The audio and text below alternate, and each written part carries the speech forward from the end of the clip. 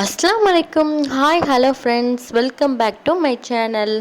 இன்றைக்கி என்ன பார்க்க போகிறோன்னா பாஸ்தா ரெசிபி தான் இன்றைக்கி பார்க்க போகிறோம். அதுக்கு தேவையான பொருட்கள் தான் நான் எடுத்து வச்சுருக்கேன். என்னென்னு பார்க்கலாம் வாங்க.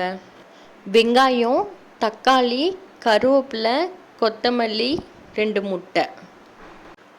நெக்ஸ்ட்டு பாஸ்தா வேக வைக்கிறதுக்காக ஒரு கடாயில் தண்ணி ஊற்றி கொஞ்சம் உப்பு போட்டு கொதிக்க விடணும். அதுக்கப்புறம் கொஞ்சோன்னு எண்ணெய் ஊற்றிக்கலாம். அப்போ தான் ஒன்றோட ஒன்று ஒட்டாமல் வரும். இப்போ நல்லா தண்ணி சூடாயிடுச்சு. இதுக்கப்புறம் பாஸ்தா போட்டுக்கலாம். இதுக்கப்புறம் பாஸ்தா நல்லா வேகணும். ஒரு 5 நிமிட்ஸ் கழித்து பார்க்கலாம். இப்போ நல்லா வெந்துருச்சு. இனிமேல் அடுப்பை ஆஃப் பண்ணிவிட்டு வடிகட்டிடலாம். வடிகட்டி முடிச்சோன்னா அதில் கொஞ்சம் நார்மல் வாட்ரு ஊற்றணும்.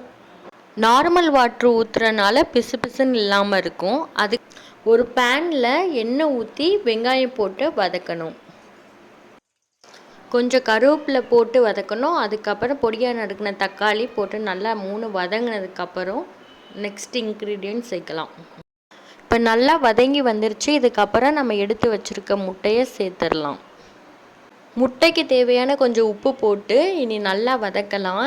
முட்டை தனியாக, வெங்காயம் இதெல்லாம் தனியாக பிரிஞ்சு வரும். அந்தளவுக்கு நல்லா வதக்கணும். அப்போ தான் முட்டை வாசம் இல்லாமல் நல்லாயிருக்கும் பாஸ்தா.